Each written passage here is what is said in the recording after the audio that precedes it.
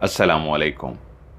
Horror stories के एक new episode के साथ मैं हूं मजहर मलिक। कैसे हैं आप लोग?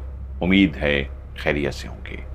आज की कहानी जो मैं आपको सुनाने जा रहा हूं ये मुझे कमरो ज़मान ने इंडिया दिल्ली से भेजी है। एक ऐसी ज़बरदस्त कहानी जिनकी काफ़ी दिनों से आप फरमाइश कर रहे थे, उसी फरमाइश को पूरा करते हुए आज एक बेहतरीन खौफनाक कहानी आपको सुनाने जा रहा हूं। कमरोज़मा कहते हैं कि ये कहानी मैंने अपने वालिद साहब से सुनी थी। वो इस दुनिया में अब नहीं रहे, अल्लाह को प्यारे हो चुके हैं। वो अक्सर अपने दोस्तों के साथ बैठते तो एक कहानी का जिक्र करते थे और हम छोटे थे, और जब बड़े हुए तो वालिद साहब से फरमाइश करके वो कहानी सुनी जो आज आपको मैं सुनाने जा रहा हूँ। उन्होंने भी वही कहा कि इसको अपने लफ्ज़ों में ढाल लीजिएगा, जैसे आप अंदाज़ अपनाते हैं लफ्ज़ों का आगे पीछे करके, वो ज़्यादा खूबसूरत है। कहानी अब मेरे हवाले है तो कोशिश करूँगा कि कैसा नक्शा खींचूं कि ये जितनी मज़ेदार कहानी है आप उस जगह पे पहुंच जाएं। कहानी है अहमद और सलमा की। अहमद एक ऐसा नौजवान था जिसको खुदा ने बहुत ही खूबसूरत शक्ल सूरत अता की थी,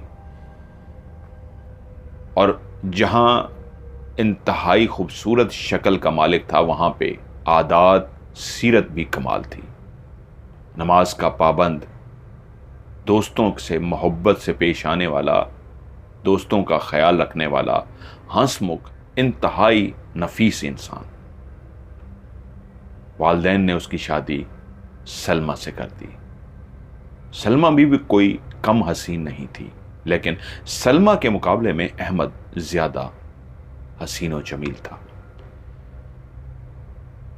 जब अहमद ने पहली दफा अपनी बीवी सलमा को देखा तो वो उस पे मर मिटा।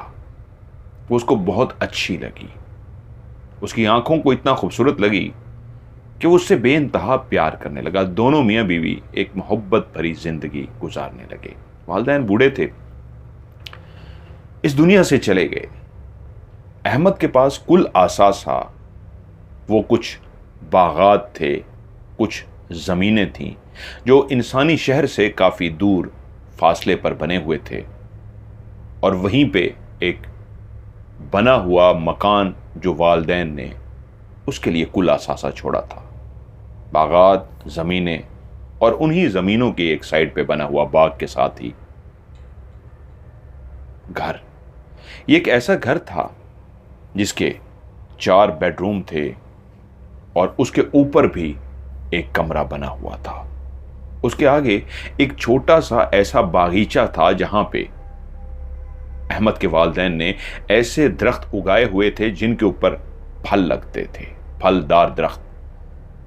सो एक ऐसा नक्शा बनता था इस घर का जैसे ये घर किसी जन्नत में मौजूद हो। दूर दूर निगाह जाती तो बागात नजर आते। बागात के एक कोने पे बना हुआ इंतहाई खूबसूरत सा घर जिसके सामने एक ग्रीनरी थी, और उस ग्रीनरी के सामने काफ़ी फलदार दरख्त जिस पे परिंदे चहचहाते, फल खाते, और दोनों मियाँ बीवी वहीं पे कुर्सियां डाल के बैठते और गपशप करते।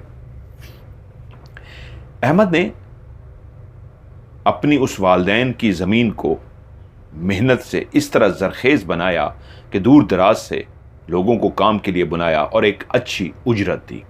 अब मसला ये था कि जो ज़मीनों में काम करने के लिए लोग, उनको ये रास्ता बहुत दूर पड़ता था, तो इन्होंने अपने पैसे जमा करके मियाँ बीवी ने एक जीप सी खरीद ली, पुरानी जीप सी। अब वो क्या करता कि सुबह सुबह अपनी जीप लेकर रवाना हो जाता। उसके खेतों में काम करने वाले, बागात में काम करने वाले, बागात में तो कुछ ऐसे उसने बंदे रख लिए थे जो वहीं पे सोते, खाते, पीते और उनके लिए रिहाइश का भी एहतमाम कर लिया था। ज़मीनों में काम करने वाले लोगों के लिए वो दूर जाता, मज़दूरों को उठाता और मज़दूरों को ज़मीनों में छोड़ता, और उसके बाद वापस घर चला जाता, और जब शाम होती, उनका काम ख़त्म होता, तो दोबारा से उनको जीप में सवार करके उनके घरों को छोड़ आता।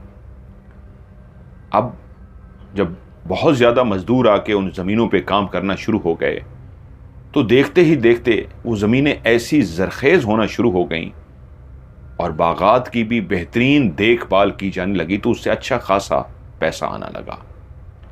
वो एक रहमदिल शख्स भी था। उस पैसे को सिर्फ अपनी ज़ात या अपनी बीवी के लिए खर्च नहीं करता था, उन मज़दूरों को भी अच्छी खासी उनकी मजदूरी के अलावा भी उजरत देता ताकि वो खुशहाल हो जाएं। तो इसलिए उसके पास काम करने वाले जितने भी लोग होते उससे बहुत ज़्यादा खुश रहते। उनका शहर भी चक्कर लगता रहता, दोनों मियाँ बीवी शहर भी जाते, लेकिन इस गांव की ऐसी ज़िंदगी में बहुत ज़्यादा खुश थे जहाँ पे अगर शोर था तो चिड़ियों की चहचहाहट का शोर था, परिंदों की आवाज़ों का शोर था, कुदरत का, नेचर का शोर था, जो दोनों को बहुत अच्छा लगता। और दोनों प्यार करने वाले मियाँ बीवी वहीं अपने उसी घर के सामने बैठकर परिंदों का शोर सुनते, उन दरख्तों से फल तोड़ते और खाते।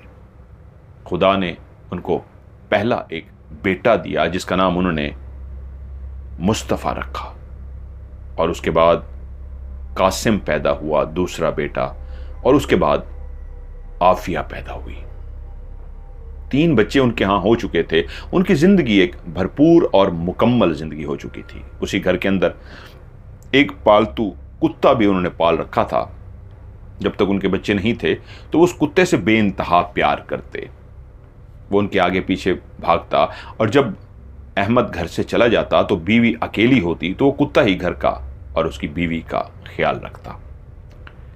अब बच्चे इतने बड़े हो गए कि अब स्कूलों को जाना शुरू हो गए, लेकिन उसकी रूटीन के अंदर कोई तब्दीली नहीं आई थी। जिंदगी उसी तरह खूबसूरत थी कि वो उठता, बच्चों को लेता, जीप पे सवार करता और उनको स्कूल छोड़ के आता, साथ ही मजदूरों को उठाता, उनको ज़मीनों पे छोड़ देता, और जब बच्चों को स्कूल से छुट्टी होती तो उनको वो जीप पे फिर स्कूल से वापस ले आता। जो उसके बागात थे उसके अंदर ही कुछ उसने कमरे वगैरह इस तरह की रिहाइश का बंदोबस्त कर दिया था कि उनको मुसलसल वहाँ पे मजदूरों को तो रोज़ लेके आना होता, छोड़ना होता, लेकिन बागात में रहने वाले लोग वहीं पे ही अब बसेरा रखते थे। काफ़ी बड़े बागात थे। वक्त इसी तरह खूबसूरत गुजर रहा था कि एक सुबह वो बच्चों को स्कूल लेके रवाना हुआ। आज बच्चों ने फरमाइश की कि कुत्ता भी हमारे साथ जाएगा। वो उनके साथ बहुत मानूस हो चुका था। कुत्ते से वफादार बड़ा तो कोई जानवर ही नहीं है। घोड़ा और कुत्ता सबसे वफादार जानवर है, तो वो कुत्ता भी उनके साथ था।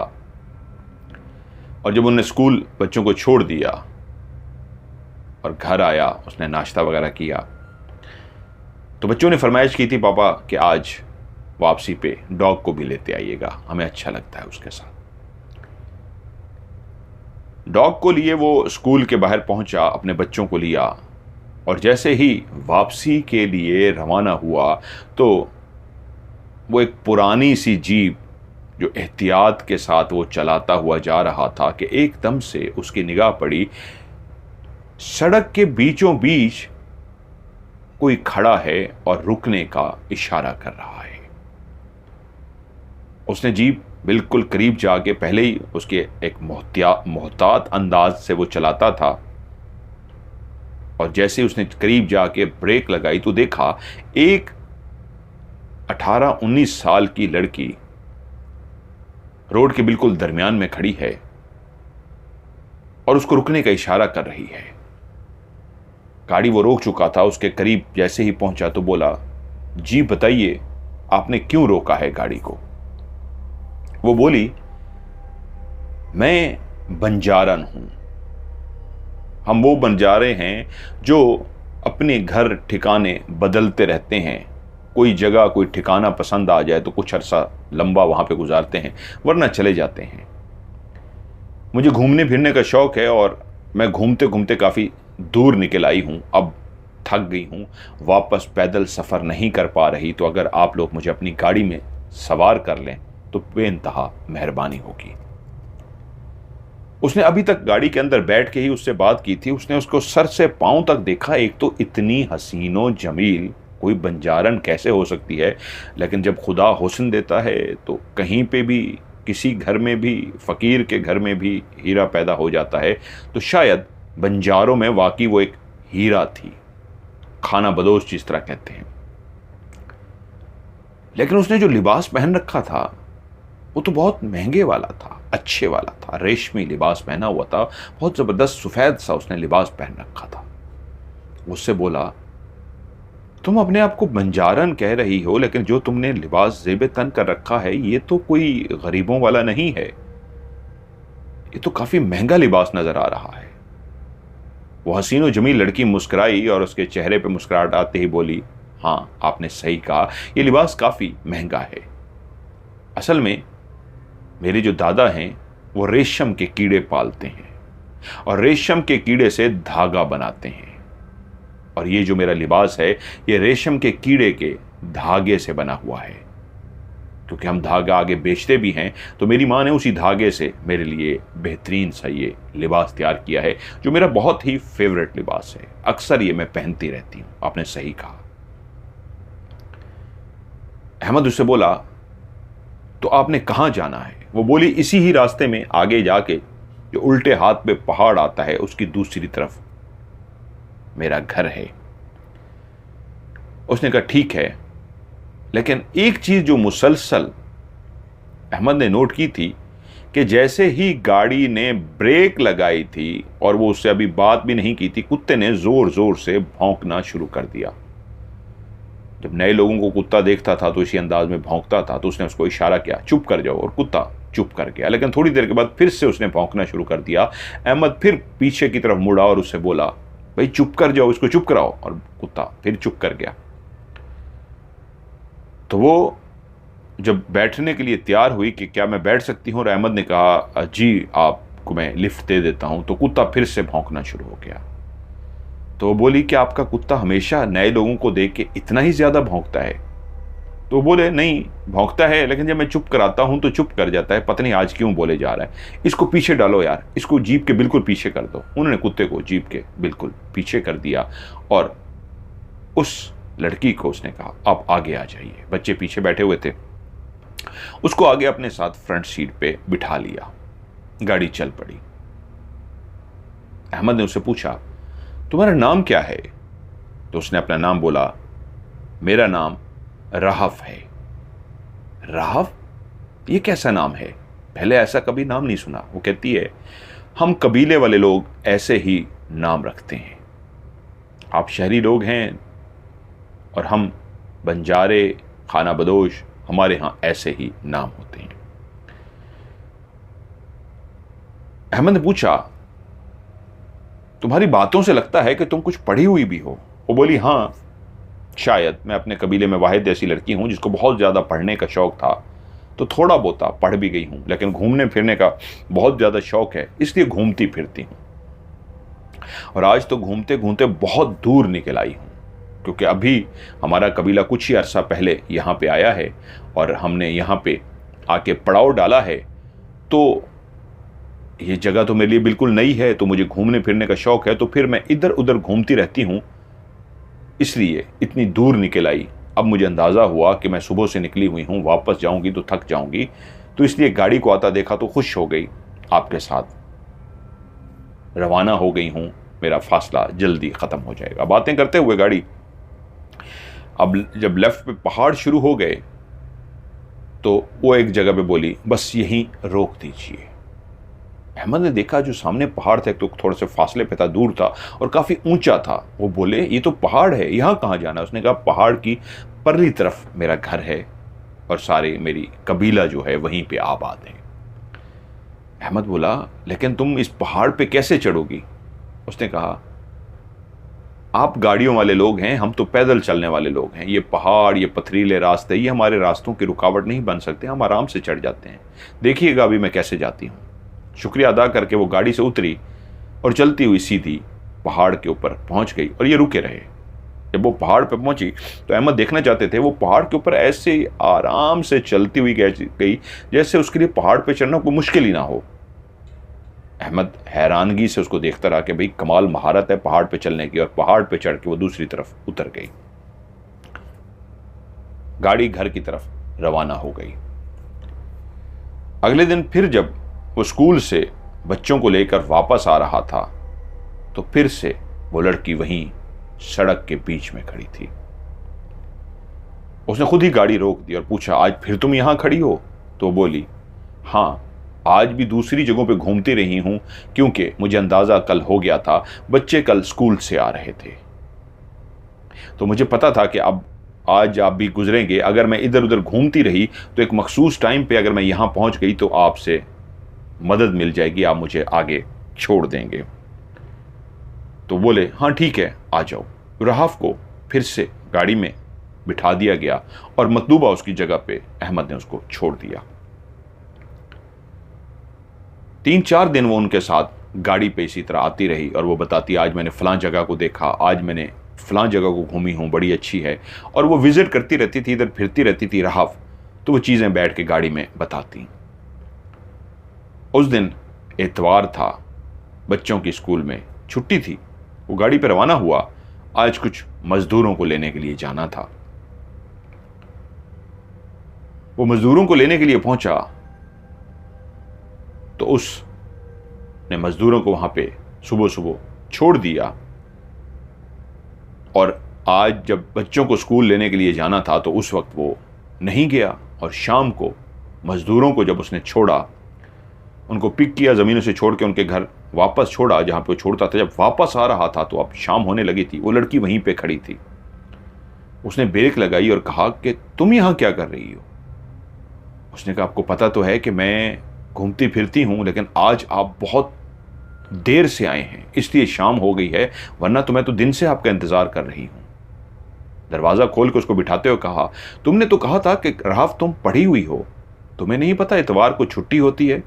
वो बोली जी बिल्कुल, मैं पढ़ी हुई हूँ और मुझे पता है इतवार को छुट्टी होती है, लेकिन आज जब आप यहाँ से गुजर रहे थे तो मैं उस वक्त पहाड़ के ऊपर थी, तो मैं ऐसे ही पहाड़ के ऊपर चढ़ी हुई थी तो देखा आपकी गाड़ी जा रही है, तो मैं समझ गई अगर आज आप जा रहे हैं तो वापस ज़रूर आएंगे, तो मैं इसलिए यहाँ इंतज़ार करती रही, लेकिन आपने बहुत देर कर दी। आज मैं आपसे बात करने के लिए आई हूँ। अहमद बोले हाँ बोलो क्या बात है? उसने कहा सच ये है मुझे आपसे प्यार हो गया है। मैंने जब से आपको देखा है तो मैं आपकी दीवानी हो गई हूं। मुझे नहीं पता मोहब्बत की आग कैसे भड़क जाती है, लेकिन मेरे अंदर मोहब्बत की आग भड़क चुकी है।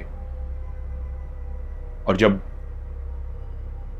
मैं आपको देख के आपके साथ गाड़ी में सवार हुई उस दिन, तो बस फैसला कर चुकी थी जिंदगी गुजारूंगी तो आपके साथ, वरना नहीं गुजारूंगी। बस मुझे इतना पता है कि मुझे आपसे शदीद प्यार है। अहमद हंसे एक कहका लगाया और बोले ठीक है, तुमने वो जो मेरे साथ पीछे बैठे हुए देखे हैं वो बच्चे किसके हैं? वो मेरे ही तो हैं।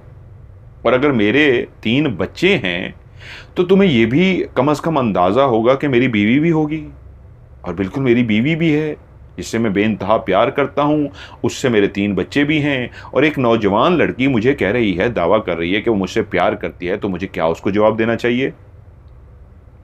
वो बोली उसको मोहब्बत से जवाब देना चाहिए। क्या नाम बताया था तुमने? वो बोली रहाफ। रहाफ, मैं तुम्हें यही तो समझाने की कोशिश कर रहा हूं कि कोई भी शादीशुदा बंदा जो बीवी से प्यार करता हो, जिसके 3 बच्चे हो, वो किसी की मोहब्बत का जवाब कैसे मोहब्बत में दे सकता है? तुम्हारा दिमाग ठीक है? अरे भाई, मैं अपनी बीवी से बहुत प्यार करता हूं, वो मेरा बेइंतहा ख्याल रखती है, मेरी ज़रूरियात का ख्याल रखती है, वो मुझसे भी बहुत प्यार करती है, मैं भी उससे प्यार करता हूं। तो कोई लड़की अगर मुझे ये दावा करे कि मैं उसको अच्छा लग गया हूं, तो मैं उसको कैसे किसी बात का जवाब दूं? हाँ, ये मजाक अच्छा लगा। वो बोली नहीं, ये मजाक नहीं है, मैं सीरियस हूं, और आज मैं इसीलिए ही आपसे कहने के लिए आई हूं कि मुझे आपसे शादी करनी है। वो बोले क्या शादी? तुम्हारा दिमाग ठीक है? एक शादीशुदा बंदा तुमसे शादी कर ले? वो बोली हाँ, इंसान दूसरी शादी भी तो करता है, आपको तो 4 शादियां करने की इजाजत है, तो आप दूसरी शादी मुझसे कर सकते हैं। मैं आपसे निकाह करने की बात कर रही हूँ, ये थोड़ा कह रही हूँ कि आपसे मैं मोहब्बत करती हूँ तो आप मुझे अपनी कोई मेरे साथ कोई नाजायज़ रिश्ता रखिए, आप मुझसे निकाह कीजिए। और निकाह तो शरीयत में जायज़ है, आप 4 निकाह कर सकते हैं, तो इसमें हर्ज क्या है? अहमद बोला इसमें बहुत हर्ज है, शायद तुम अभी इतनी मैच्योर नहीं हुई, ठीक है, तुम हसीन और जमील हो, ठीक है, तुम्हें घूमने फिरने का शौक है, ये सारी बातें अपनी जगह पे ठीक है, लेकिन इसका मतलब ये हरगिज़ नहीं है कि मैं तुम्हें शादी के लिए हाँ कर दूं। जैसे ही अभी सफ़र ख़त्म होगा मैं तुम्हें उतारूंगा, और आज के बाद मेरे रास्ते में मत आना। तुमने कहा, मैंने सुन लिया, बस इससे ज़्यादा मजाक मुझे अच्छा नहीं लगता। और उसके बाद अहमद खामोश हो गए, वो भी खामोशी से बैठी रही।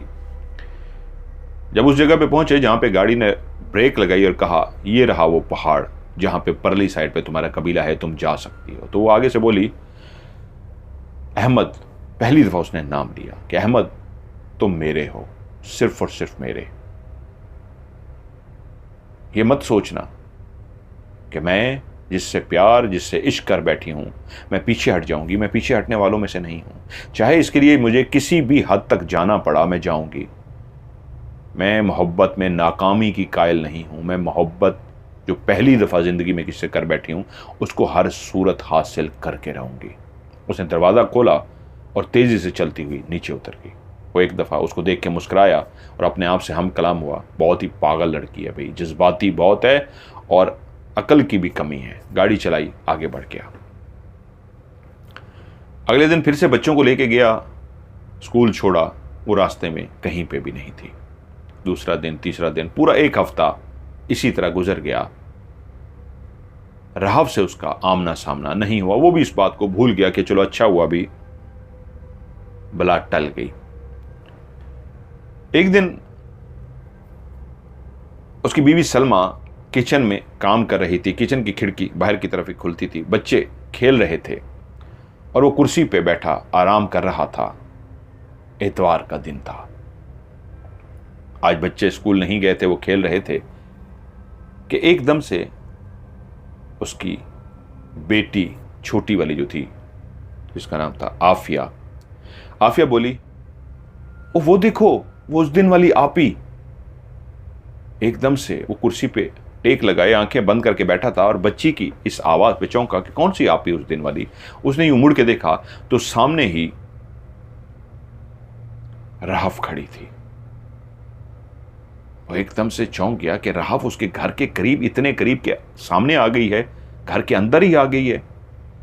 वो एकदम से अपनी जगह से उठा और चलता हुआ राहफ के पास गया और उसे बोला, तुम्हें तो मना किया था, तुम यहां क्या लेने आई हो, तुम्हारा यहां पे क्या काम है।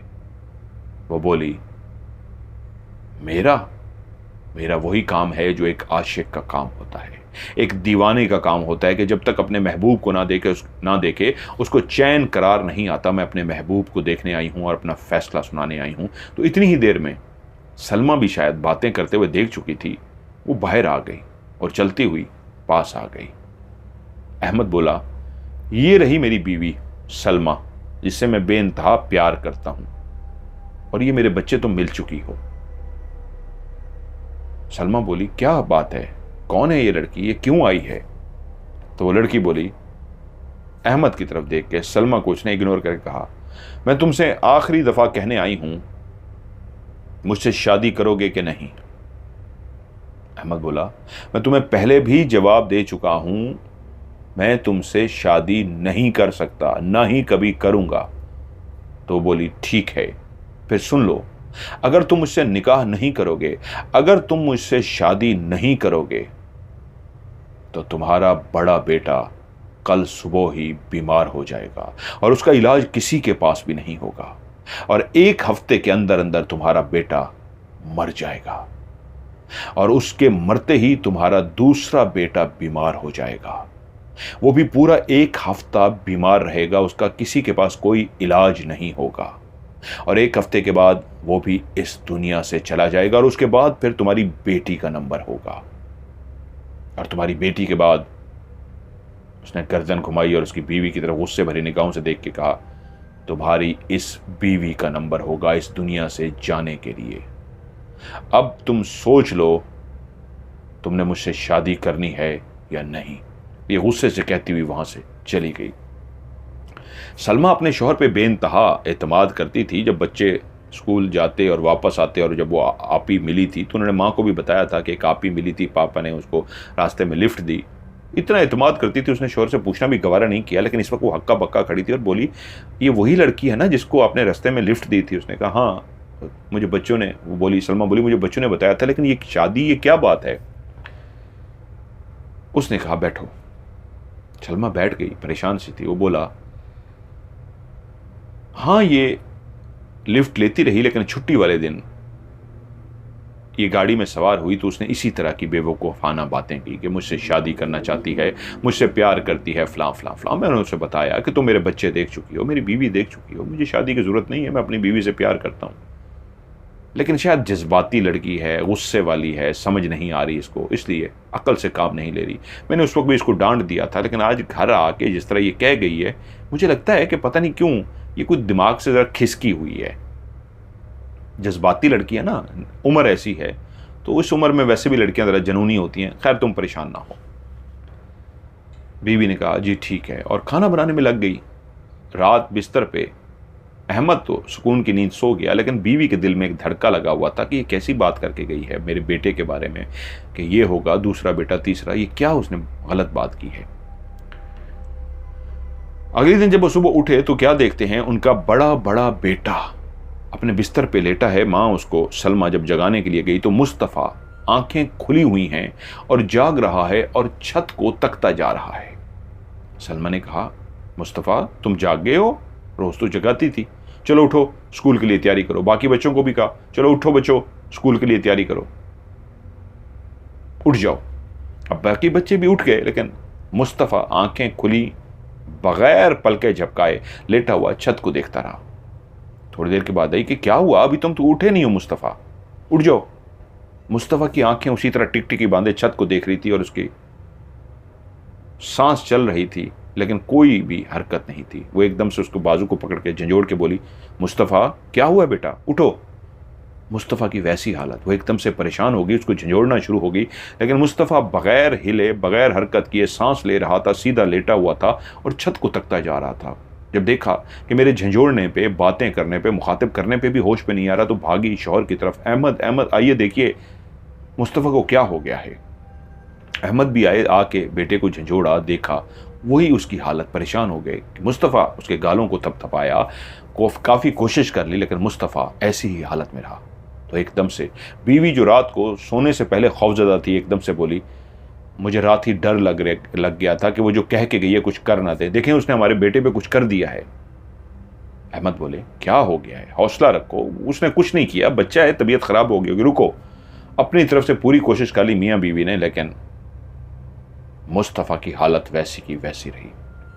उन्होंने कहा परेशान मत हो, हम अभी हॉस्पिटल जाएंगे, शहर जाएंगे, वहीं मुस्तफ़ा को दिखाएंगे। शायद अहमद के दिल के अंदर भी एक थोड़ी सी खौफ की लहर दौड़ गई थी, क्योंकि बीवी की हालत बहुत ही ख़राब हो रही थी। वो अपने बेटे को इस तरह परेशान देख के बहुत ज़्यादा डर गई थी। मुस्तफ़ा को उन्होंने उठाया, बाकी बच्चों को साथ लिया, पैसे उठाए, घर ला के और सीधा शहर पहुँच गए। एक बेहतरीन अस्पताल पहुँचे। अहमद ने डॉक्टर से बात की, उन्होंने उसके टेस्ट वेस्ट जितने भी फौरी कहा, सारे टेस्ट किए गए, देखा गया, सारा कुछ किया। अगले दिन रिपोर्ट भी आ गई, तो उन्होंने बताया कि ये तो ठीक है, इसकी रिपोर्ट भी सारी ठीक है, लेकिन ये जो इसकी कंडीशन है, इसका दिल की धड़कन आहिस्ता हो रही है, ये हमें समझ नहीं आ रहा इसके साथ क्या हुआ है। खैर उस डॉक्टर ने कहा, मैं आपको एक और स्पेशलिस्ट का एड्रेस देता हूँ, आप उसके पास चले जाइए, वो शायद आपको बेहतर गाइड कर सकें। अहमद को लेके वो दूसरी जगह पहुंचे। उस डॉक्टर ने भी सारी रिपोर्टें देखी, सबको चेक किया, तो उसने कहा मुझे समझ नहीं आ रहा, रिपोर्ट्स तो सारी क्लियर हैं, तो फिर इस बच्चे की ऐसी हालत क्या है, कुछ समझ नहीं आ रही। खैर मैं कुछ मेडिसिन देता हूं, आप ये मेडिसिन कोशिश कीजिए, ये बेहतर हो जाएगा। अब वो मेडिसिन लेके मुस्तफ़ा को लेके घर तो आ गए, लेकिन उसकी हालत मज़ीद बिगड़ती जा रही थी और उसकी दिल की धड़कन कम होती जा रही थी। बीवी ने रोना शुरू कर दिया और कहा, मेरा बेटा चला जाएगा और मैं अपने बेटे को खोना नहीं चाहती। डॉक्टरों को भी ये बीमारी समझ नहीं आई, मैं समझ गई हूँ कोई बीमारी नहीं है, उसने कुछ किया है, खुदारा मेरे बेटे को बचा लीजिए, खुदारा मेरे बेटे को बचा लीजिए। सलमा रोए जा रही थी। अहमद परेशान खड़ा था। वो बोली, मुझे कोई एतराज़ नहीं है, आप उससे शादी कर लीजिए, निकाह ही करना है ना, तो आप बिल्कुल निकाह कर लीजिए, लेकिन मुझे मेरे बेटे की जान अजीज़ है, प्लीज़ मेरे बेटे को बचा लीजिए। अहमद परेशान होकर बोला कि मैं कहाँ से उसको ढूंढूं, मैं उसके बारे में नहीं जानता। तो सलमा बोली, आप उसको कहीं पे उतारते थे ना, आपने बताया था मुझे कि जहाँ उतारते थे वहाँ पहाड़ था, उसकी दूसरी तरफ उसका कबीला था, वहाँ चले जाइए, उसको आवाज़ दीजिए, उस कबीले की तरफ चले जाइए, उस पहाड़ पे चढ़ जाइए, कुछ कीजिए, उसको पुकारिए, उसको बुलाइए, मेरे बेटे को बुलाइए। अहमद बोला, ठीक है, मैं कुछ करता हूँ। परेशान सा होकर ऐसे मुड़ने लगा तो देखा दरवाजे में वही लड़की रहाफ खड़ी है और मुस्कुराते हुए अंदर दाखिल हुई कि मुझे याद किया है, मैं आ गई हूं। तो उसी वक्त सलमा रोते हुए बोली, मेरे बेटे को ठीक कर दो, तुम्हारे आगे हाथ जोड़ती हूं, तुम्हें खुदा का वास्ता देती हूं, मेरे बेटे को ठीक कर दो। मेरे शौहर तुमसे शादी करने को तैयार हैं, ये तुमसे निकाह करने को तैयार हैं। राहफ ने इस तरह अहमद की तरफ देखा जैसे सवालिया निगाहों से पूछ रही हो क्या ये सही कह रही है। तो अहमद ने सर झुका लिया और बोला, हाँ, मैं तुमसे निकाह करने को तैयार हूं। वो बोली, ठीक है, कल सुबह तक आपका बेटा बिल्कुल ठीक हो जाएगा और 2 दिन के बाद या 3 दिन के बाद मैं दुल्हन बन के इस घर में आऊंगी और फिर हम निकाह करेंगे। वो कह के वहां से चली गई। वो रात मुस्तफ़ा की तबीयत वैसी ही रही, लेकिन जैसे ही सुबह हुई मुस्तफ़ा बिल्कुल ठीक हो गया, ऐसे जैसे उसको कोई बीमारी ही नहीं थी, बिल्कुल परफेक्ट हो गया, बल्कि पहले से भी ज़्यादा उसकी ऐसे लगा सेहत बेहतर है। 2 दिन में वो बिल्कुल हंसता खेलता शरारतें करता और बिल्कुल ठीक। और बिल्कुल 2 दिन बाद वो एक दुल्हन का लिबास पहने इंतहाई हसीनो जमील बनी हुई घर आ गई और बोली, मैं इस्लामी तरीके से आपसे निकाह करके आपकी ज़ौजा बनना चाहती हूँ, मौलवी साहब को बुला लीजिए। बाकायदा मौलवी साहब को बुलाया गया और दोनों का निकाह हो गया। अब शरई तौर पे वो अहमद की बीवी थी। उसने कहा, मैं अब आपके साथ ही रहूंगी इसी घर में। एक कमरा उसी के लिए उसको दे दिया गया कि ये तुम्हारा कमरा है। अब निकाह हो चुका था। उस रात जब अहमद उसके कमरे में गया तो वो घूंघट ओढ़े दुल्हन बनी बैठी थी। जैसे ही अहमद उसके करीब जाके बैठा तो वो बोली, आपसे 2 बातें करनी है। मैं चाहती हूं कि आपके जितने भी काम काज हैं उसमें मैं आपकी मदद करूं, आपकी हेल्प करूं। और दूसरा, उसने कुछ थैलियां उठाई जो सोने से, हीरे जवाहरात से भरी हुई थी। दोनों थैलियां सामने रख दी कि ये मेरी तरफ से आपको तोहफा। मर्द मुंह दुखाई का तोहफा देते हैं, आज बीवी अपने शौहर को मोहब्बत का तोहफा दे रही है। जब उसने ये कहा बीवी अपने शौहर को मोहब्बत का तोहफा दे रही है तो अहमद ने उसने खोल के देखा तो उसमें इतना दौलत, मतलब हीरे जवाहरात और सोना, एक में सोना और एक में हीरे जवाहरात। अहमद ने कहा, नहीं, मैंने हमेशा हक की लाल की खाई है। तुमने उस दिन भी यही बात की थी कि मुझसे शादी करोगे, मैं तुम्हारे ऊपर दौलत की बारिश कर दूंगी। याद है जब अकेला मैं उस दिन इतवार को आ रहा था और तुमने मुझे यही ऑफर की थी कि मुझसे शादी कर लो, मैं तुम्हारे ऊपर दौलत की बुछाड़ कर दूंगी, दुनिया जहान से दौलत से तुम्हारा घर भर दूंगी। मैंने तुम्हें उस दिन भी इनकार किया था और आज जब तुम मेरी बीवी बन चुकी हो, मेरे निकाह में आ गई हो, तो ये जो दौलत है मुझे नहीं चाहिए। उसने वापस उसको रख दी कि मैं जो हक की लाल की खाता हूँ, कमाता हूँ, उस पर मैं बहुत खुश हूँ। मुझे पता है तो मुझे दौलत दे सकती हो, लेकिन मुझे तुम्हारी दौलत नहीं चाहिए। बस सिर्फ एक सवाल का जवाब दो, तुम कौन हो, कहां से आई हो, किस कबीले से ताल्लुक है तुम्हारा, अपने बारे में मुझे खुल के बताओ। उसने अहमद की तरफ देखा और कहा, आप मुझसे किसी भी सवाल का जवाब मांगेंगे, मैं आपको हर सवाल का जवाब दूंगी सिवाय इस सवाल के, क्योंकि मैंने अपने माँ बाप से इजाज़त लेके ये शादी की है। अगर मैंने अपने बारे में आपको बता दिया तो मैं भी उस कसम को, उस अहद को तोड़ दूंगी जिस पे मुझे भी सज़ा भुगतनी होगी और आपकी बीवी और बच्चों और आपकी ज़ात को भी सज़ा भुगतनी पड़ेगी। तो मैं आज सिर्फ आपसे इतना रिक्वेस्ट करूंगी, आज के बाद आपने मेरे और मेरे कबीले के बारे में कोई सवाल नहीं करना। मैं अब आपकी बीवी हूं और बीवी पे जो भी फ़राइज़ लागू होते हैं मैं सारे निभाने की कोशिश करूंगी, लेकिन मैं कतई नहीं चाहूंगी कि उस वादे को तोड़ के आपकी ज़ात को, आपकी फैमिली की ज़ात को या मुझे नुकसान पहुंचे। मैं कभी ऐसा नहीं चाहूंगी। और मैं अगर आई हूं बीवी बन के, इजाज़त लेके आई हूं, इसी शर्त पे इजाज़त मिली है कि ये राज राज ही रहेगा, मैं कौन हूं, कहाँ से आई हूँ, किस कबीले से है। मैंने इस राज को तोड़ा तो मुझे अगर वो सज़ा देंगे मुझे वो तो मंजूर है, लेकिन आपको जो सज़ा मिलेगी और आपकी बीवी को, मुझे वो मंजूर नहीं है, इसलिए मुझसे कभी मत पूछिएगा। वो रात दोनों ने एक मियाँ बीवी की हैसियत से गुजारी। अगली सुबह जब वो मज़दूरों को लेने के लिए वहाँ पहुँचा और मज़दूर ज़मीनों में पहुँचे तो ये देख के हैरान रह गए, वो जो मज़दूरों ने काम करना था वो पहले से हुआ था। वो परेशान हो गए कि ये किसने किया है, कल तो हम यहाँ पे अधूरा छोड़ के गए थे, ये सारा कैसे मुकम्मल हो गया। वो हैरान थे और दूसरे दिन भी ऐसे हुआ, तीसरे दिन भी ऐसे हुआ। जब चौथे दिन ऐसे हुआ तो वो समझ गया और उसने जाके उससे कहा, वहाँ ज़मीनों में मैं जाता हूँ, मज़दूर हैरान हो जाते हैं और अजीब सी बातें होने लगी हैं कि ये तुम कर रही हो। देखो राहफ, ये मुझे मंजूर नहीं है। तुमने मुझे कहा, वादा दिया और मैं उस वादे पे कायम हूँ, दोबारा तुमसे कभी नहीं पूछूंगा कौन हो, कहाँ से आई हो, लेकिन तुम इस तरह मेरी हेल्प नहीं कर रही हो, मेरे लिए मुश्किलात खड़ी कर रही हो। वो बोली, नहीं मैंने तो आपकी हेल्प की है। उसने कहा, ये कैसी हेल्प है। मजदूर मुझसे सवाल करना शुरू हो गए हैं कि जब वो आते हैं तो कहते हैं कि रात को कौन कर गया है, तो मैं उन सवालों का क्या जवाब दूं।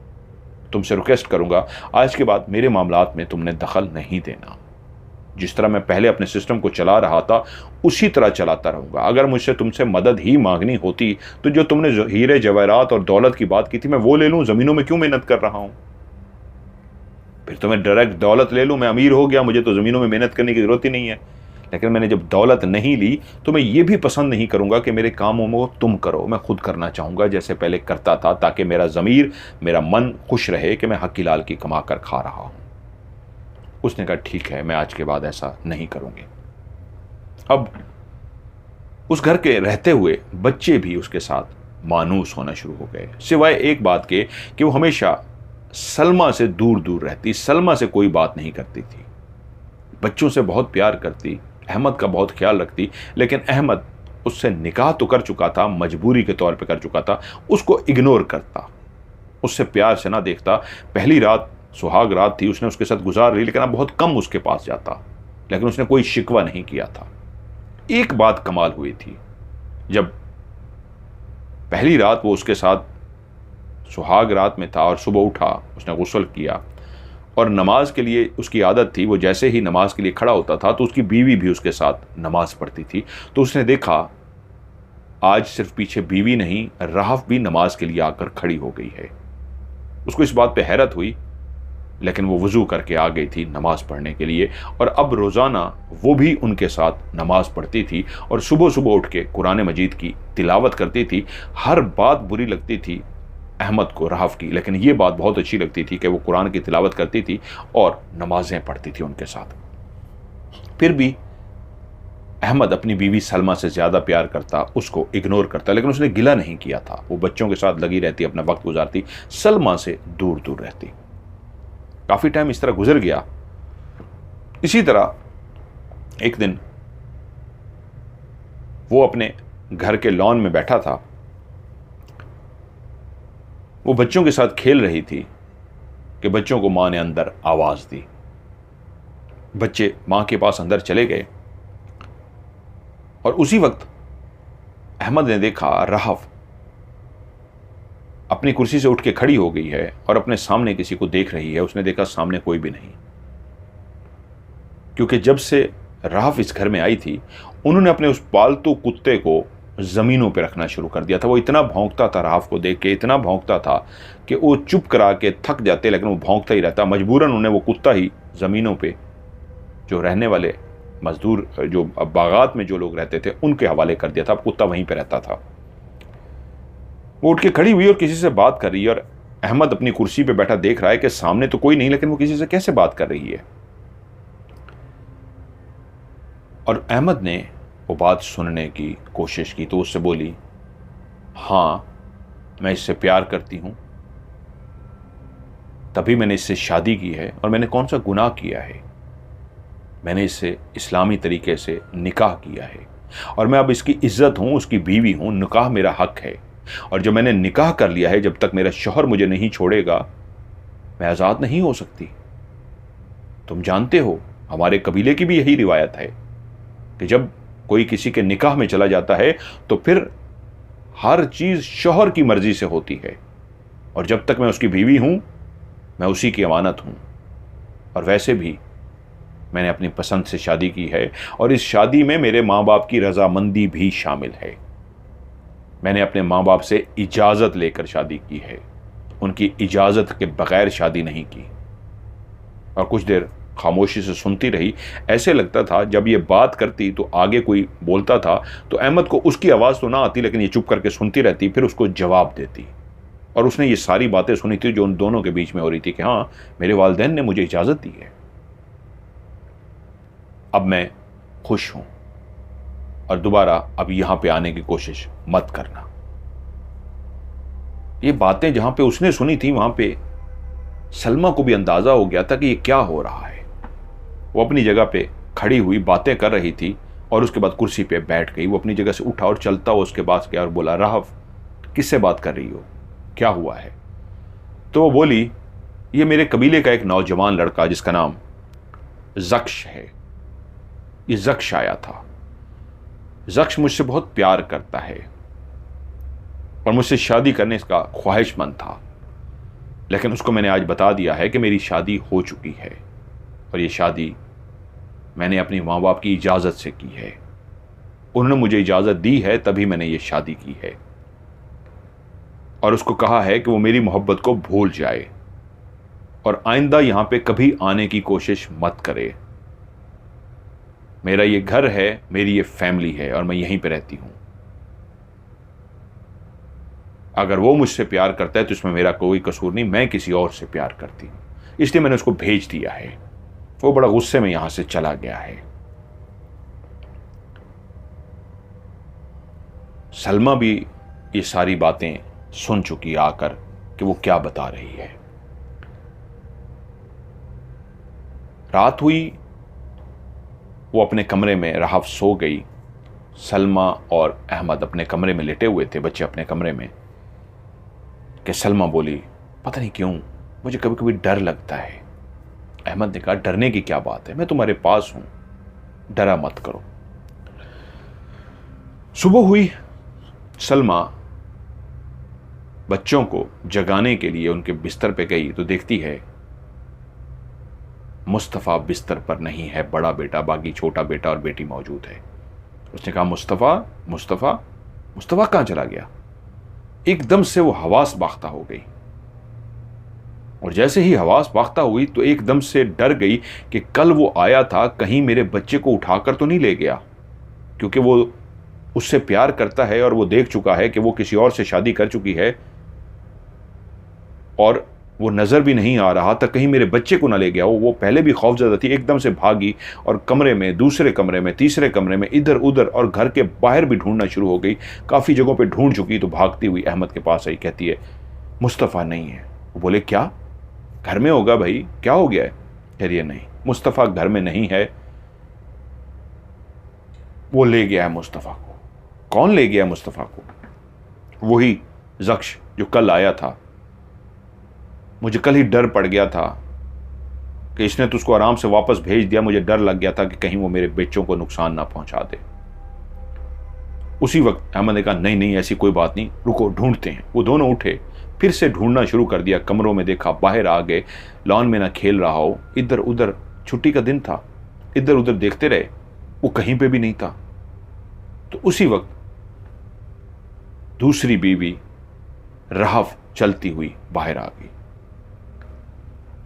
जैसे ही अहमद ने उसको देखा तो गुस्से में बोला, तुम्हारी वजह से मेरा बेटा गायब हो गया है। वो जो कल तुम्हारा आशिक आया था, उसकी वजह से मेरा बेटा गायब हो गया है। वो आशिक मेरे बेटे को उठाकर ले गया है। तुम जब से इस घर में आई हो, नहुसत फैला रखी है तुमने।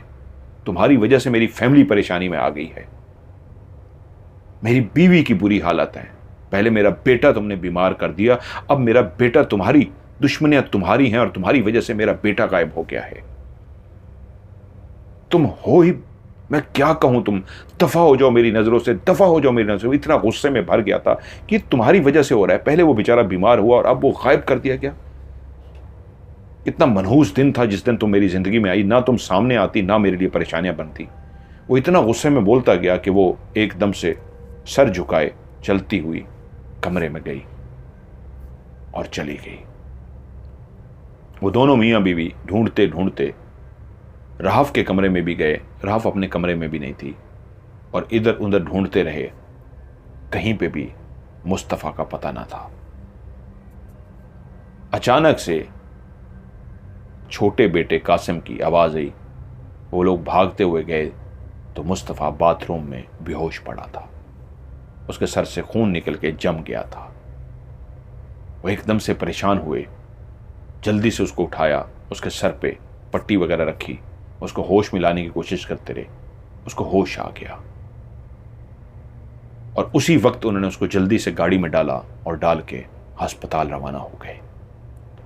जब अस्पताल गए तो डॉक्टर ने बताया परेशानी की कोई बात नहीं, मामूली सी चोट है, ऐसा कुछ भी नहीं है। सारा चेकअप हो गया। जब उसको लेके वापस आ रहे थे तो पूछा क्या हुआ था, तो उसने कहा मैं बाथरूम गया हूँ तो मेरा पाँव शायद साबुन पे फिसला है, नीचे साबुन पड़ा हुआ था और मैं स्लिप हुआ हूँ तो मेरा सर सामने नलके पे जाके लगा है और उसके बाद फिर दीवार पे लगा है तो मैं शायद गिर गया हूँ। एकदम दोनों को एहसास हुआ कि ये खुद से गिरा है, कुछ भी नहीं उसके साथ हुआ। और बीवी हवास बाख्ता हो गई, वो भी बाथरूम में ना देख सकी, इधर उधर ढूंढती रही, उसको भी ख्याल नहीं आया। और उसकी बीवी बोली आपने बहुत ज़्यादा आज उसको डांटा है राहफ को। उसकी आंखों में आंसू थे। जब आप डांट रहे थे आपको नहीं पता था, बहुत गुस्से में भरे हुए थे और खड़ी रो रही थी। आपने उसको बहुत ज़्यादा डांट दिया है, आपने अच्छा नहीं किया। वो चली गई है। उनको भी ऐसे शर्मिंदगी का एहसास सा हुआ कि अब पता नहीं कहाँ गई है। आपने उसको कहा दफ़ा हो जाओ, चली जाओ, तो वो मेरे ख्याल में चली गई है, जाइए उसको लेके आइए। सलमा बोली। वो बोले मैं उसको कहाँ से लेके आऊँ, मुझे क्या पता वो कहाँ रहती है। तो इतनी देर में सामने से राहफ आती दिखाई दी। वो जैसे ही सामने आई तो अहमद को अपनी शर्मिंदगी हुई, अपने गुस्से का एहसास था। बोले मैं तुमसे माजरत ख्वाह हूँ, मैंने तुम पे बहुत ज़्यादा गुस्सा किया। तो बोली नहीं नहीं, आप तो मेरे मजाजी खुदा हैं, आप मेरे शौहर हैं, मैं आपकी बीवी हूँ और आपको पूरा हक है मुझे डांट सकें।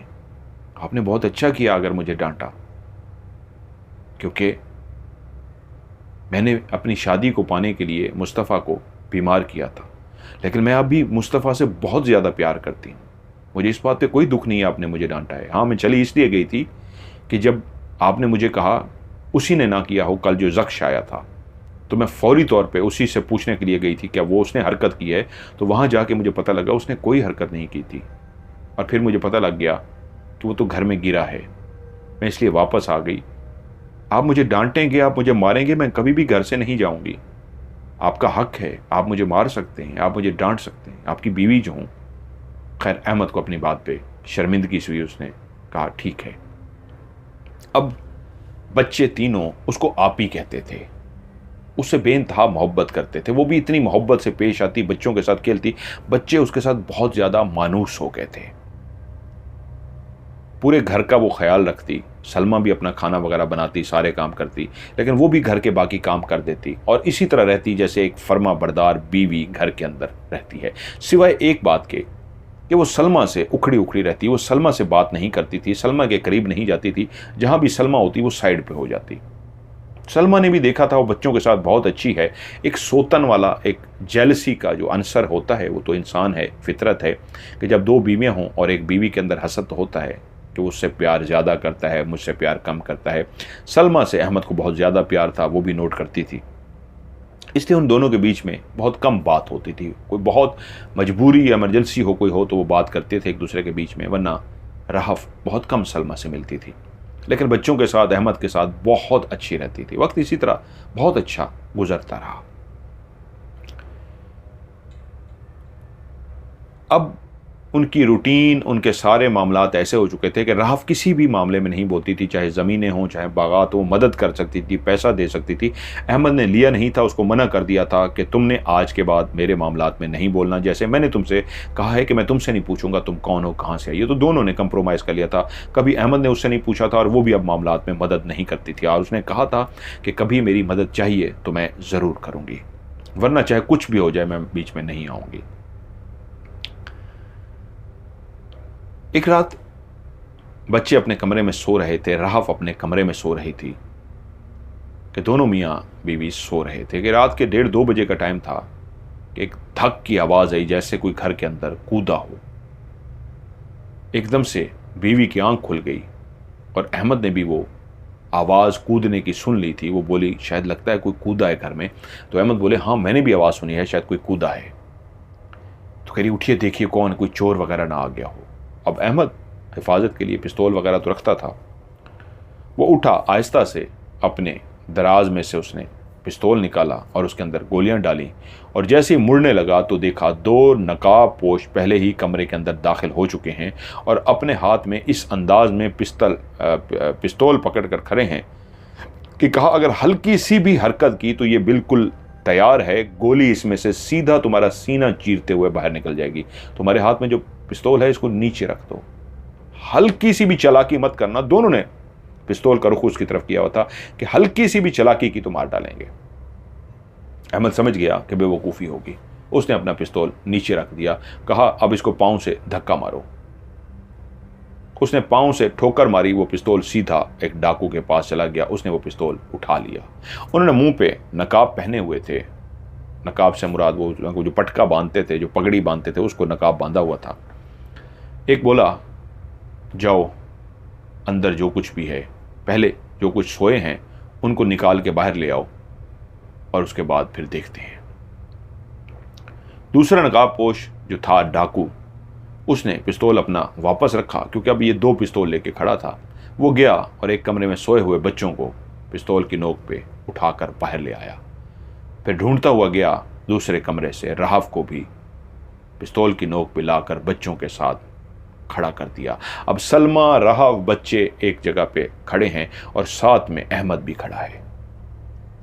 उसने पिस्तौल पकड़ा हुआ है। उसने कहा हल्की सी भी हरकत की तो मैं उड़ा दूंगा। दूसरे से कहा डाकू से, जाओ अब घर के अंदर जितना भी सोना, जेवरात और पैसा है सब निकाल कर ले आओ। उसने कहा ठीक है। वो इस तरह चला गया। वो जो डाकू था उसने एक पिस्तौल का रुख बच्चों की तरफ किया हुआ था और एक पिस्तौल का रुख अहमद की तरफ किया हुआ था। सब अपनी जगह पे आराम से खड़े हुए थे, सब खौफजदा थे। एक अजीबोगरीब सा मंजर था।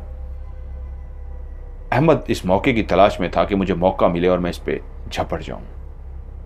थोड़ी देर के बाद दूसरा डाकू सलमा के जो जेवरात थे, जो ज्वेलरी थी, जो बॉक्स थे, वो उठाए हुए, पैसा उठाया हुआ, दोनों हाथ भरे हुए सारा सामान लेकर आ गया। और उसी वक्त डाकू बोला, ये जो मेरे कंधे पे रस्सा है ये खोल और इन सब के हाथ पांव बांध दे और फिर हम निकलेंगे यहां से। और वो अहमद की तरफ मुखातिब हुआ, हम तुम्हें नुकसान पहुंचाने नहीं आए, सिर्फ ये सामान लेने आए हैं। हल्की सी भी हरकत की तो मार देंगे, बांधो इनको।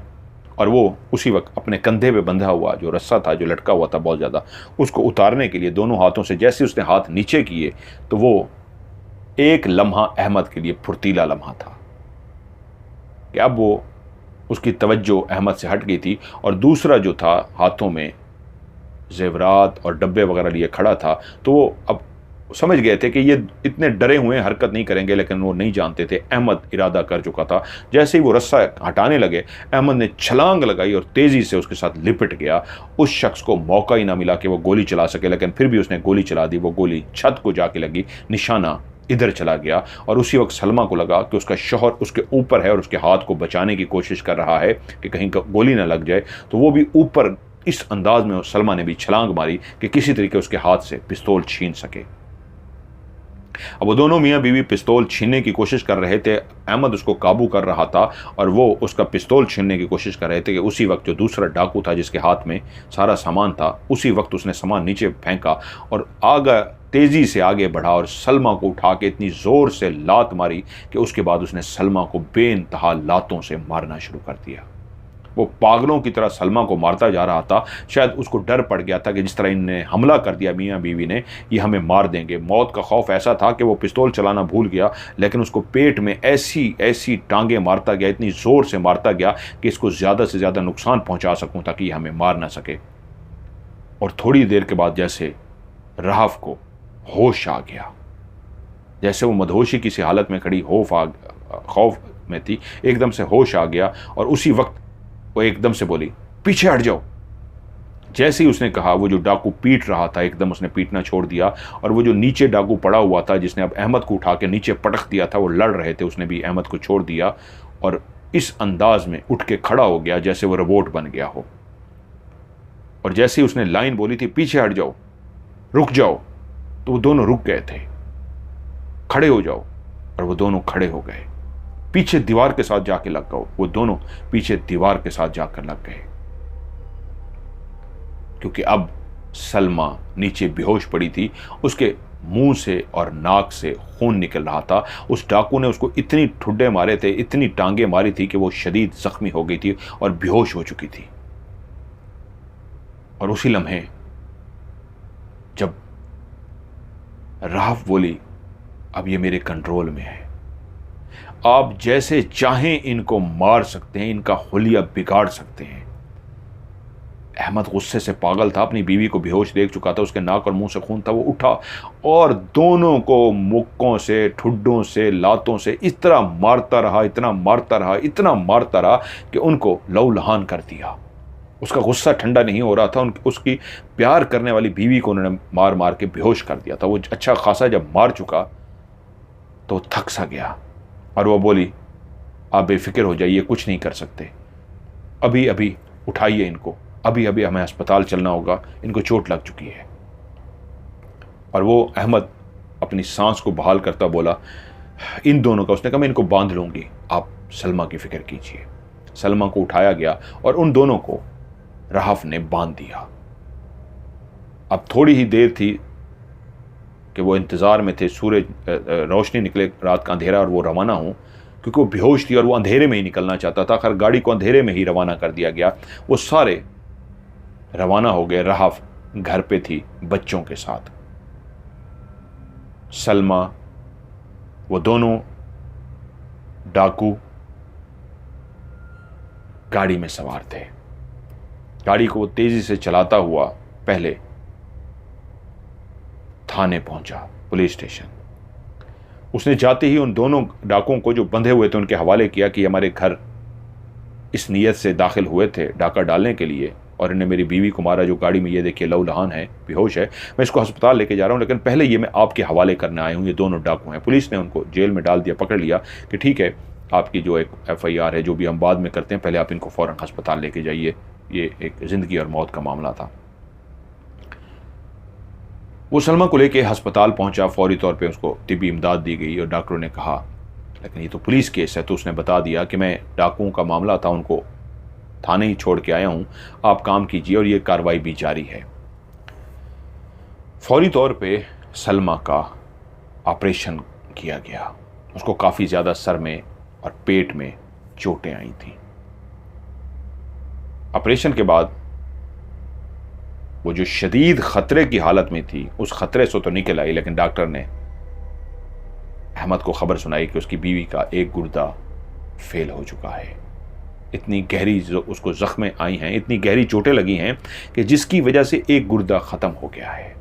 अब इनको बहुत ज़्यादा केयर की ज़रूरत होगी, बहुत ज़्यादा बेड रेस्ट की ज़रूरत होगी। ये आहिस्ता आहिस्ता रिकवर करेंगी, अब ये काम काज नहीं करेंगी। वो सारी कार्रवाई मुकम्मल करके अस्पताल से भी छुट्टी लेके उधर थाने जाके भी वो सारी कार्रवाई मुकम्मल करके जब वो घर पहुंचा तो बच्चे बिल्कुल इजी इसलिए थे कि उसने दिन रात उनका ख्याल रखा था, माँ की कमी महसूस नहीं होने दी थी, माँ की कमी की तरह वो उनके साथ जुड़ी रही थी और उनकी देखभाल करती रही थी। और जब सलमा घर में आ गई तो अब सलमा ने बेस्ट होश में तो थी, लेकिन अब वो चल फिर नहीं सकती थी, बेड रेस्ट पे ही थी। तो पूरे घर का एहतमाम राहफ ने अपने ज़िम्मे ले लिया। खाना पकाना, सफाई, जो हर चीज़, वो सब जो पहले सलमा करती थी, अब वो सब काम राहफ इतनी बेहतरीन तरीके से कर रही थी कि बच्चों के लिए स्कूल भेजना, तैयार करना, नाश्ता कराना, दिन का खाना, रात का खाना, सब कुछ कर रहा था। यहाँ तक कि वो सलमा की भी बेइंतहा देखभाल कर रही थी और सलमा उसको दुआएं देती कि कैसी मेरी वो देखभाल कर रही है। उसने एक लम्हा भी ऐसा नहीं था जिसमें वो सलमा का ख्याल ना रखती। दिन रात वो सलमा का ख्याल रखती। हर वक्त रात को उठ उठ के आती, किसी चीज़ की ज़रूरत तो नहीं है। अहमद कहता सो जाओ, क्या कर रही हो, वो इस वक्त ठीक है। और वो पूछती नहीं कोई चीज़ की शायद इनको ज़रूरत ना हो। और सलमा खुश होती कि कितना ख्याल रखती है, वाकई इसने घर को किस तरह संभाल लिया है। अहमद भी उससे बहुत खुश था। उसने पहले भी अहमद को अपना काम से, मोहब्बत से, बातों से, बच्चों से प्यार करके इस तरह मनवा लिया था कि वो एक बहुत अच्छी बीवी है। लेकिन इस वक्त जब सलमा बिस्तर पे थी, जिस तरह उसने घर को संभाला था, तो उसने अहमद की नज़रों में और इज्जत पा ली। आहिस्ता आहिस्ता आहिस्ता सब बच्चे जो बेइंतहा पहले से उसके साथ मानूस थे, उसको आप ही कहते थे, बहुत उससे प्यार करते थे। अब जानते थे माँ बीमार है और वो माँ की जगह पे वही ख्याल रखती है, वही उनका करती है। लेकिन कुदरत को जो मंजूर होता है वो होके रहता है। सलमा एक दिन आंखें बंद करके तो उसी तरह सोई, लेकिन जब सुबह उठी तो वो अल्लाह को प्यारी हो चुकी थी। अहमद के लिए ये एक बहुत भयानक खबर थी। वो सलमा से बेइंतहा प्यार करता था। सलमा मर चुकी थी। इस्लामी तालीमात के मुताबिक उसका नमाज जनाजा पढ़ा गया, कफन दफन सब कुछ करके नमाज जनाजा पढ़ के उसको दफना दिया गया। अब इस घर में सलमा नहीं थी। अहमद बहुत प्यार करते थे सलमा से, लेकिन एक जो कमी थी सलमा की वो तो पूरी नहीं हो सकती थी। लेकिन रहाफ ने घर की जिम्मेदारियां इस अंदाज में संभाल ली थी कि किसी चीज की कोई भी कमी नहीं थी। सब बेहतरीन तरीके से हो रहा था, सब बहुत अच्छा हो रहा था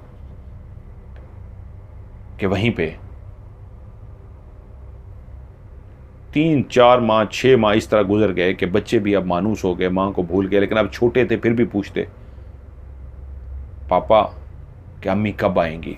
वो कहते बेटा जल्दी आ जाएंगी।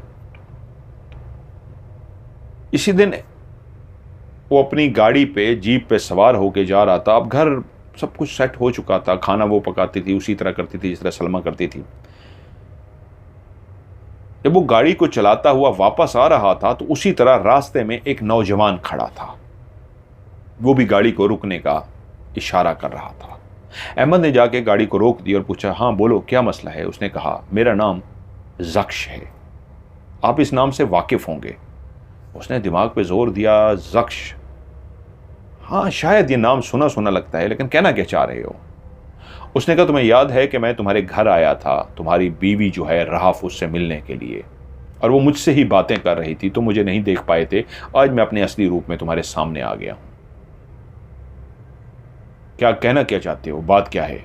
अहमद बोला। उसने कहा, तुम्हारी बीवी को किसने मारा है? क्या मतलब है इस बात का? अहमद बोला। उसने कहा, वो बहुत ताकतवर है, रहाफ बहुत ताकतवर है, उसके पास बहुत ताकत है। वो जो बंदे आए थे, जब वो तुम्हारी बीवी को पीट रहे थे, तो तुमने एक बात नोट क्यों नहीं की? वो उसी वक्त चाहती तो तुम्हें भी हमला ना करना पड़ता, और तुम्हारी बीवी जब तुम्हें बचाने के लिए ऊपर आई तो वो खड़ी देखती क्यों रही? वो तो बहुत ताकतवर है, उसके पास इतनी ताकत है जो तुमने उसकी ताकत को बाद में देख भी लिया कि जब उसने कहा छोड़ दो तो वो दोनों कैसे रोबोट बन गए थे। वो जो कहती गई वैसे करते गए, यहां तक कि उसने उनको दीवार के साथ लाकर खड़ा कर दिया और आप मारते रहे, वो हिल भी ना सके। वो अपनी शक्तियों से, ताकतों से सब कुछ कर सकती है। तो जब उसके पास इतनी ताकत थी तो उसने शुरू में ही क्यों नहीं रोका तुम्हारी बीवी को? जब वो पीट रहा था, डाकू मार रहा था, तो उसी वक्त ही रोक देती तो ये हालत ना होती, तुम्हारी बीवी को पीटा ना जाता और वो इस तरह अल्लाह को प्यारी ना होती। तुम्हारी बीवी को मारने वाली कोई और नहीं, कोई रहाफ है, उसी ने ही ये सब किया है। और तुम जिसको अपनी मोहब्बत समझते हो, तुम्हारी मोहब्बत नहीं है, बहुत ताकतवर है। और ये कहता ही वो गायब हो गया। अहमद वहां से घर तो आ रहा था, लेकिन उसका दिमाग में एक धमाके हो रहे थे कि ये क्या उसने कहा है, और वाकई ये बात मैंने क्यों नहीं सोची। वो घर पहुंचा, उसके लिए खाना तैयार करके वो बैठी थी उसी तरह जिस तरह वेलकम करती थी, सब कुछ अच्छा था। लेकिन उसने उसके साथ खाना खाते उसको कहा, राव तुमसे कुछ पूछना है। उसने कहा, हाँ बोलिए। उसने कहा, राव जब वो डाकू घर में आए और तुम्हें भी लेके आए, और मैंने जब उस पर हमला किया, तो उसी वक्त तुमने क्यों नहीं उनको रोका? जब वो मेरी बीवी को मार रहे थे तो तुमने उस वक्त क्यों नहीं उनको रोका? और जब वो बीवी को नुकसान पहुंचा सके, सलमा जब बेहोश हो गई, उसके बाद तुमने रोका? तुम इतनी घटिया हो, तुमने ये चाल चली है। आज मुझे जख्श मिला था और उसने मुझे सब बता दिया कि ये चाल तुम्हारी चली हुई थी और तुमने सलमा को मारा है। तुम मेरी नजरों से गिर गई है, बहुत ही जलील औरत हो, बहुत ही घटिया औरत हो। तुमने मेरी सलमा को मुझसे छीन लिया जवाब दो इस बात का। तुम रोक सकती थी, उसी वक्त चाहती, जो तुमने बाद में भी तो रोका था, तो पहले क्यों नहीं रोका? इतनी देर खड़ी क्यों नहीं? निकल जाओ मेरे घर से इसी वक्त कि मैं तुम्हें इस वक्त मार दूंगा, इस वक्त मेरे हाथ से तुम मारी जाओगे, निकल जाओ। वो जनूनी हो चुका था। वो कह रही मुझे कुछ बोलने का मौका दो। उसने कहा बकवास बंद करो, इसी वक्त निकल जाओ। वो कुछ भी कहना चाहती, वो इतना जनूनी हो गया था कि उसने उसको निकाल दिया और वो रोती हुई चली गई।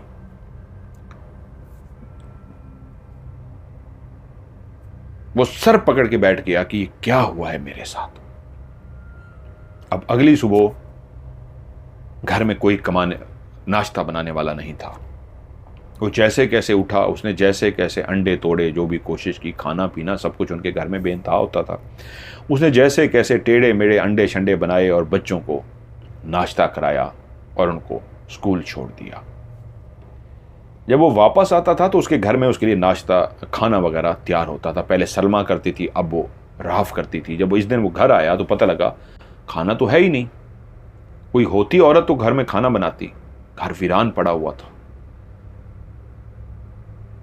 थोड़ी देर के बाद उसने कहा मैं कोशिश करूं बच्चों के लिए खाना बनाऊं। तो उसने प्याज श्याज टमाटर काटे जितना उसको आता था। उसने खाना बनाने की कोशिश की, इधर से रोटियां की कोशिश की तो कभी प्याज जल जाते, इधर करता तो रोटी जल जाती। वो इस कोशिश में ऐसा हो गया कि एकदम से सर पकड़ लिया कि मैं खाना नहीं बना सकता, मैंने ज़िंदगी में खाना नहीं बनाया। बच्चे बेचारे स्कूल से आते ही भूखे थे, बैठे इंतज़ार कर रहे थे कि बाप अभी खाना देगा। तो बोला बेटा रुको, फल निकाल के ले आए कि ये फल हैं, आज खा लो, कल से खाना होटल से आएगा, मैं नहीं बना सकता। तो बच्चे बोले पापा सुबह भी मामा भी अभी तक नहीं आई, आपी भी चली गई हैं, आप ही कहाँ हैं? वो बोले ना ही अब मामा वापस आएगी ना ही आपी वापस आएगी, कोई वापस नहीं आएगा, चले गए हैं दोनों। तो छोटी बेटी रोना शुरू हो गई कि मामा भी नहीं है, आपी भी चली गई हैं। बोला हाँ वो चली गई, अब कभी वापस नहीं आएगी, उसका नाम भी मत लेना। और वो ऐसे परेशान सा खड़ा और ऐसे चलता हुआ कमरे में गया, सर पकड़ा हुआ, बच्चों के सामने फ्रूट रख के कमरे में गया। कमरे में जाके जैसे ही बैठा तो देखा सामने राव खड़ी है और उसके साथ जक्श भी खड़ा है। वो बोली, जक्श को कोहनी मार के बोली चुप करके सब कुछ बताना शुरू कर दो। तो जक्श बोलना शुरू हो गया, मैंने आपका घर तोड़ने के लिए झूठ बोला था आपसे, वो डाकू मैंने भेजे थे और मैंने ही उनको कहा था आपकी बीवी को मारें, आपकी बीवी पे हमला करें और उसको जख्मी कर दें, क्योंकि मैं चाहता था कि आपकी बीवी को वो मार देंगे और मैं कल को आपके सामने आके ये इल्ज़ाम राहफ पे लगाऊंगा और गुस्से में आके आप राहफ को तलाक दे देंगे, और जब गुस्से में आप इसको तलाक दे देंगे तो फिर मैं इससे दोबारा शादी कर सकता हूँ, क्योंकि ये हमारे कबीले के हिसाब से जब तक शौहर तलाक ना दे कोई दूसरा शादी नहीं कर सकता, लेकिन अगर शौहर तलाक दे दे तो कोई भी दूसरा शादी कर सकता है। तो मैं चाहता था इसको तलाक हो जाए, आपकी बीवी का सारा इल्ज़ाम मैं इस पे लगा दूं और आप तलाक दे दें और मैं इससे शादी कर लूं, मुझे माफ़ कर दीजिए। और उसी वक्त उसने उसको धक्का दिया और कहा दफ़ा हो जाओ, और वो उसी वक्त गायब हो गया। और वो शौहर की तरफ मुड़ी कि मैं जैसे ही आपकी बातें सुनी तो फ़ौरन वालदान के पास पहुंच गई थी और उनको जाके बताया कि कैसे जक्श ने मेरा घर ख़राब करने की कोशिश की है, और उसको मैं फिर पकड़ कर ले आई और उसकी सारी गेम मेरे वालिदैन ने निकलवा ली और उसके सामने आपके सामने ले आई कि आपको खुद बता सके कि उसने मेरा कैसे घर तोड़ने की कोशिश की है। वो फिर से शर्मिंदा हो गया कि कैसे किसी के कहने पे उसने इतनी बड़ी बात बीवी को कह दी। उसने इस दफ़ा तो इतना बुरा भला कहा था, इतना बुरा भला कहा था कि अगर कोई भी होती तो शायद वाकई उसको छोड़ जाती। इस दफ़ा उसने उसको सिर्फ मारा नहीं था, वरना इतना लफ्ज़ों के तीर चलाए थे, इतने लफ्ज़ों के तीर चलाए थे, वो खुद भी परेशान था कि मैंने तो इसको कितना कुछ कह दिया था और इसकी मोहब्बत देखो कि फिर भी मेरे सामने खड़ी है। इसकी जगह पे कोई और होती कब की मुझे छोड़ के जा चुकी होती। उसने कहा मैं तुमसे माजरत ख्वाह हूँ। तो बोली नहीं, मैंने आपसे पहले भी कहा था आप मेरे मजाजी खुदा हैं, आप मेरे शौहर हैं, आपको कभी मुझसे माफ़ी मांगने की ज़रूरत नहीं। आप मुझे डांट भी सकते हैं, आप मुझे मारना चाहें मार भी सकते हैं, क्योंकि मैं आपकी बीवी हूँ। वैसे एक बात है, खाना बनाते हुए आज आपको पहली दफ़ा देखा, आप खाना बनाते हुए बिल्कुल अच्छे नहीं लगते। हट जाइए, बच्चे भूखे हैं, मैं उनको खाना बना दूँ। वो आगे बढ़ी और बच्चों के लिए खाना बनाना शुरू कर दिया। अब बच्चे बड़े होते गए। राहफ ने एक बेहतरीन बीवी का किरदार निभाते हुए बच्चों को बड़ा किया, शौहर का ख्याल रखा। ज़ख्म भर देता है, वक्त बहुत बड़ा ज़ख्म भरने वाला है। यहाँ तक कि बच्चे जवान हो गए। हाँ, उनका बाप बहुत बूढ़ा हो गया था, लेकिन राहफ जो थी, क्योंकि छोटी थी, वो आहिस्ता आहिस्ता बड़ी उम्र की हुई थी। औरतें जितना तेज़ी के साथ जवान होती हैं और बूढ़ी होती हैं, उसके साथ ऐसा नहीं हुआ था। वो काफ़ी जवान रही थी। बाप जब बूढ़ा भी हो गया था, वो फिर भी जवान थी। लेकिन बच्चे आप ही कह के उससे बात करते और बहुत उससे प्यार करते। बच्चों ने पढ़ लिख लिया, शहर की दुनिया में जाके पढ़ना शुरू हो गए। अब मियाँ बीवी दोनों, अहमद और राहफ, वहाँ पे अकेले रहते। जब बच्चों ने स्कूल कॉलेज वहाँ पे मुकम्मल कर लिए तो बाप से ख्वाहिश का इजहार किया कि वहीं के ही वो रिश्ते पसंद कर चुके थे, और बाप ने उनकी ख्वाहिश के मुताबिक उनकी शादियां भी वहीं शहर पे कर दी। बाप बूढ़ा हो गया था और एक दिन खबर मिली कि बाप अल्लाह को प्यारा हो गया। दोनों बेटे आए, बाप को मट्टी के हवाले किया, कफन दफन किया और माँ से कहा, अब यहाँ कोई नहीं रहने वाला, चलिए हमारे साथ। वो बोली, नहीं, मैं शहर नहीं जा सकती, इस घर में मेरी बहुत यादें हैं, तुम्हारे बाप की बहुत यादें हैं, वो चले गए हैं, मैं उनकी यादों के सहारे जीऊंगी, बस जिस दिन मेरी भी कोई मौत की खबर आए तो आ जाना। बच्चों ने बहुत कोशिश की, लेकिन बच्चे कामयाब ना हो सके, वापस चले गए। लेकिन एक दिन काफ़ी सालों बाद बच्चों को बुलाया गया। राहफ ने उनको स्पेशल बुलाया था और वो तीनों बच्चे उसके सामने बैठे थे। आज वो बहुत दुखी थी, बहुत उदास थी और बहुत उजड़ी हुई थी। वो खूबसूरत, जो जवानी में भी खूबसूरत थी, आज बहुत अजीब लग रही थी और बच्चों को मुखातिब करके बोली, अब मुझसे बर्दाश्त नहीं होता, वो राज मैं तुम्हें बताना चाहती हूँ। और उसने फिर उन बच्चों को, जो अब बड़े हो चुके थे, शादीशुदा थे, बच्चों वाले थे, और उसने बैठ के बताया, मैं तुम्हारे बाप से कितना प्यार करती थी, कैसे मैं तुम्हारे बाप से मिली, और सारी बातें बता के कहा, वो जो शख्स को मैं सामने लाई थी तुम्हारे बाप के और उसने बयान दिया था, वो मेरे कहने पे दिया था, उसने झूठ बोला था। तुम्हारी माँ की मुजरिम मैं हूँ, तुम्हारी माँ को मैंने मारा है। वो तीनों बच्चे अजीब सी निगाह में एकदम से चौंक पे बोले, जिससे हम इतना प्यार करते हैं, जिसने हमें माँ से बढ़ के इतना प्यार दिया है, इतना प्यार दिया है, शायद इतनी माँ भी हमसे प्यार ना करती। वो क्या कह रही है? उन्हें कहा, ये अब क्या कह रही है? उन्हें कहा, हाँ, तुम्हारा बाप तुम्हारी माँ से बहुत प्यार करता था, मैं फिर भी उसकी दूसरी बीवी थी, मुझसे कम प्यार करता था और मुझसे ये बर्दाश्त नहीं होता था। मैं चाहती थी वो मुझसे ज़्यादा प्यार करे, क्योंकि मैं आज एक राज भी तुम्हारे सामने खोल दूं, मैं एक परी हूँ, कोहकाफ की आई हुई परी, एक और जहान की आई हुई, एक कोहकाफ नहीं, एक और जहान की आई हुई परी। मैं परी हूँ और तुम्हारे बाप पे मर मिटी थी। जिन्नात में से भी ऐसे कुछ जिन्नात होते हैं जो बहुत हसीन और जमील और परियों की तरह होते हैं। जिन्नात के मैं उसी कबीले में से एक परी हूँ, लेकिन तुम्हारी माँ को मैं मारना नहीं चाहती थी। उन डाकुओं को मैंने ही बुलाया था। मेरा मकसद तुम्हारी माँ को ज़ख्मी करना था, इतना कि वो बिस्तर पर रहे और मैं घर के काम काज कर सकूं, तुम्हारी माँ का भी ख्याल कर सकूं, तुम्हारे बाप का भी ख्याल कर सकूं और तुम्हारा भी ख्याल कर सकूं। मैं ये नहीं जानती थी कि वो इतना चोट उसको लग जाएगी कि वो इस दुनिया से चली जाएगी। ये मेरे ऊपर बोझ रहा। तुम लोगों ने जब मुझे कहा मेरे साथ शहर चलो, तो मेरे अंदर ये बोझ था और अब अकेले रहते रहते ये बोझ इतना भर गया है कि आज मैं तुम्हारे सामने हूँ और तुम्हें इजाज़त देती हूँ, तुम जो सलूक मेरे साथ करना चाहते हो कर दो, ताकि इतना बुरा करो मेरे साथ, मुझे इतनी बुरी सज़ा दो कि मुझे सुकून आ जाए। वो तीनों चुप करके सर झुकाए बैठे रहे, क्या जवाब देते। वो बोलती रही, मुझे लगता है मैं कातिल हूँ, मैं कातिल हूँ, मैंने वो डाकू ना बुलाए होते, मेरा मकसद सिर्फ ज़ख्मी करना था, बिस्तर पर लिटाना था, लेकिन मैं ये नहीं चाहती थी वो मर जाए, लेकिन वो मेरी वजह से मरी। मैं कातिल हूँ, मुझे माफ़ कर दो, जो सज़ा देना चाहते हो सज़ा दो, या जो माफ़ करना चाहते हो माफ़ करो। बच्चे बैठे रहे और छोटी बेटी बोली, अब जो बड़ी हो चुकी थी, तीसरे नंबर वाली, आप ही, मैंने आपको हमेशा आप ही कहा है, आप हमारी माँ हैं, मैंने आपको माफ़ किया। दूसरा बेटा भी बोला, कासिम, मैंने भी आपको माफ़ किया। और मुस्तफ़ा बोला, मैंने भी आपको माफ़ किया। वो रोती रही। उसके बाद खड़ी हुई तीनों को गले लगाया और बोली, अगर तुम लोगों ने मुझे माफ़ किया है तो मैं अब वापस जा रही हूँ अपने कबीले, फिर कभी वापस नहीं आऊँगी। वो तीनों भी रोना शुरू हो गए कि नहीं आप वापस ना जाएं, हमारे साथ रहें, हमारे साथ चलें। वो बोली नहीं, तुम लोगों ने मुझे माफ़ भी कर दिया, उसके बावजूद मेरे अंदर गुबार है, आज बोझ है बहुत ज़्यादा उस बात का। वैसे भी अब बहुत अरसा हो गया है, मेरे माँ बाप, मेरे बाकी कबीले के लोग मेरा इंतज़ार करते हैं। तुम्हारा बाप मर चुका है जिससे मेरा निकाह था, लेकिन अब मैं दोबारा कभी किसी से शादी नहीं करूंगी, उन्हीं की यादों के सहारे जीऊँगी। आज इसलिए आखिरी दफ़ा तुमसे मिलने के लिए आई हूँ कि या तो सज़ा दे दो या फिर मुझे जाने की इजाज़त दे दो। उन्होंने कहा हम आपको सज़ा नहीं दे सकते, हमने आपको माफ़ किया, आप हमारी माँ हैं।